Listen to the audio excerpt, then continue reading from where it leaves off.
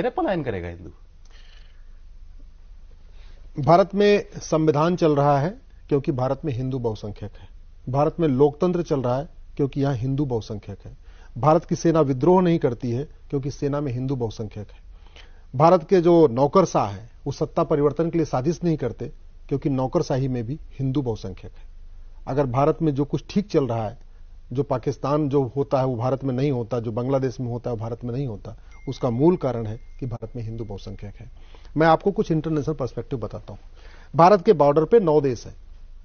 9 देश में 9 के 9 उनके टारगेट पे हैं कि 9 के 9 को उसको खुरासान कहते हैं। बेसिकली वो खुरासान प्रांत कहते हैं कि पूरे खुरासान पे गजवा हिंद करना। जब हम गजवा हिंद की बात करते हैं तो हिंदुस्तान को नहीं कन्वर्ट करना, उस पूरे खुरासान को ही कन्वर्ट कर देना। ये जिहादी डॉक्ट्रिन है। जिहादी डॉक्ट्रिन है। और रिटन डॉक्यूमेंटेड है, मल्टीपल कॉन्स्पिरेसी थ्योरी नहीं है जिसको कई वामपंथी पत्रकार कहते हैं। ये तो बोलते हैं। दुनिया का सबसे बड़ा जमाती संगठन जो 150 देशों में काम करता है, जिसको रूस ने बैन किया, तजाकिस्तान ने बैन किया, उज्बेकिस्तान ने बैन किया है, विकिपीडिया पे अवेलेबल है, उसका मुख्यालय भारत में है। भारत का ही एक टुकड़ा अफगानिस्तान बन गया। अफगानिस्तान से हिंदू, जैन, बौद्ध, सिख खत्म हो गए, अगड़े पिछड़े खत्म हो गए, ब्राह्मण, क्षत्रिय, वैश्य, दलित खत्म हो गए। हिंदुस्तान का ही एक टुकड़ा पाकिस्तान बना, हिंदू, जैन, बौद्ध, सिख खत्म हो गए, ब्राह्मण, क्षत्रिय, वैश्य, दलित खत्म हो गए। हिंदुस्तान का ही एक टुकड़ा मालदीव था जहां चोल राजा राज किया करते थे, मालदीव से हिंदू, जैन, बौद्ध, सिख खत्म हो गए।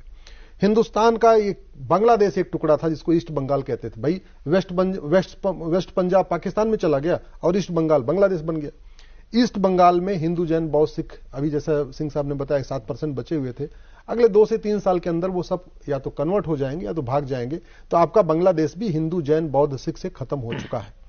अब मैं आता हूं जो 5 देश बचे हुए। अब उनकी जो जमातियों की जो अगला टारगेट है, भारत, नेपाल, म्यांमार, श्रीलंका और भूटान। और इन 5 देशों में आप देखिए बहुत तेजी के साथ डेमोग्राफिक चेंज हो रहा है। भारत की बात मैं करूं, 28 राज्य हैं, 8 केंद्र शासित प्रदेश हो गए, टोटल हो गए 36। 36 में से 9 राज्यों में हिंदू खत्म हो चुके हैं। भारत में 800 जिले हैं, 800 जिलों में से 200 जिलों में हिंदू खत्म हो चुके हैं, यानी 25% जिलों में खत्म हो चुके हैं। भारत में 6000 तहसीलें हैं, 6000 तहसीलों में से 1500 तहसीलों की डेमोग्राफी चेंज हो चुकी है, यानी 25% तहसीलों की डेमोग्राफी चेंज हो चुकी है।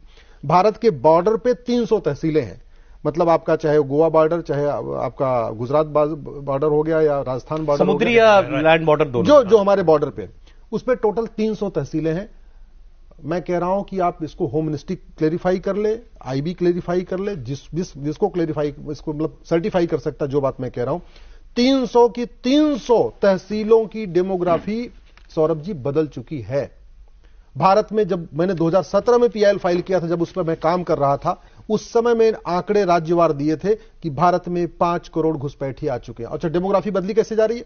सबसे बड़ा माध्यम घुसपैठ, उसके बाद नेक्स्ट धर्मांतरण, चौथा जनसंख्या विस्फोट, तीसरा जनसंख्या विस्फोट, चौथा ड्रग।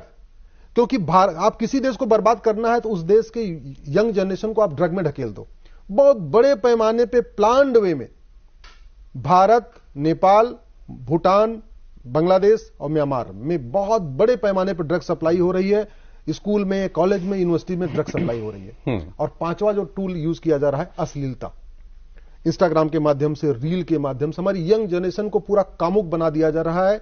उससे कोई मतलब ही धर्म क्या होता है, डेमोग्राफी क्या होता है, भारत के लिए क्या खतरा है। जब एक हमारा यंग यूथ नशे में चला गया और अश्लीलता में डूब गया, उसके बाद उसको कोई फर्क नहीं पड़ता कि कितने हिंदू बचे हैं, कितने जैन बचे हैं, हम काफी के क्षेत्र पे हम क्या डिस्कशन कर रहे हैं, वो मतलब उससे बाहर हो जाएगा। इसके एक पॉइंट पर आते हुए, आपने अपनी बात शुरुआत की थी एक संस्था से, आपने तबलीगी जमात की शायद बात जी।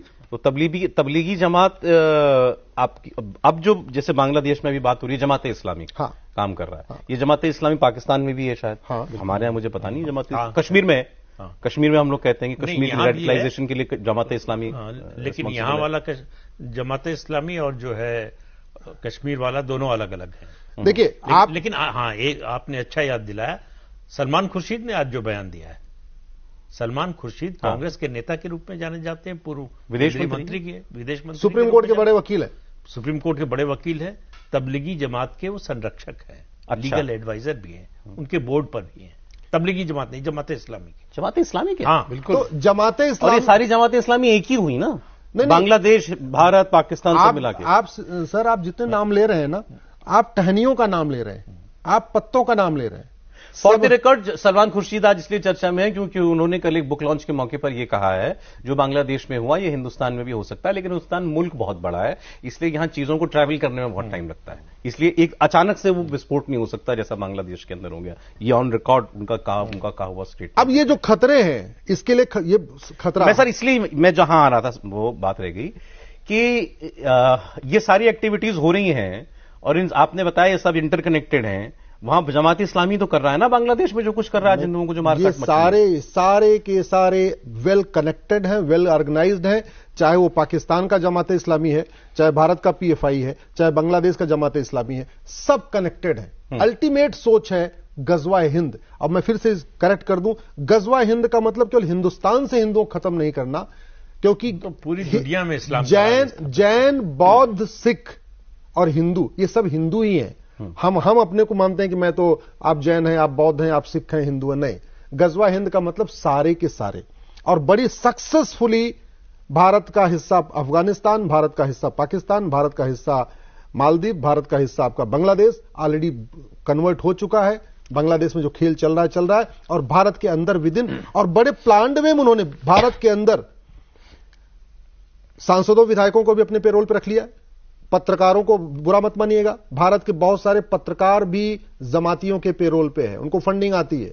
भारत के बहुत सारे नेता, विधायक, सांसदों को भी बाकायदा वो देखिए, उनका ट्वीट देखिए, उनका फेसबुक पोस्ट देखिए, उनका आप तरीका देखिए, वो डायरेक्टली इनडायरेक्टली कैसे सपोर्ट करते हैं। एक जर्नलिस्ट ने, महिला जर्नलिस्ट है, ट्वीट किया बाकायदा कि हम 20 करोड़ हैं, 25-30 करोड़ गैर संघी हिंदू हैं। हाँ, दोनों मिल जाएं तो बांग्लादेश का टेम्पलेट यहां भी लागू कर सकते हैं। बिल्कुल, ये ऑफिशियल ट्वीट है। मतलब अरफा खानम, बहुत लोगों की हसरत ये इस वक्त मंगे ले रही है। नहीं, ये बहुत सीरियसली, सौरभ जी इसको आप सीरियसली समझिए।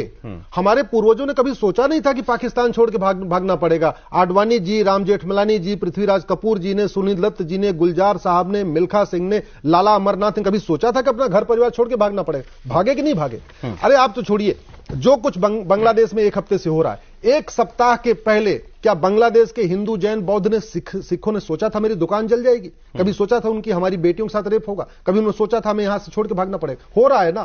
तो अगर बांग्लादेश में हो सकता है तो भारत में क्यों नहीं हो? उनका सपना बहुत चल रहा है। मैं इसलिए कह रहा हूं, बॉर्डर पे जो दुश्मन है उनसे सेना हमारी निपट लेगी, भारत के अंदर के दुश्मनों से निपटने के लिए कठोर दंड की व्यवस्था। और मैं इसको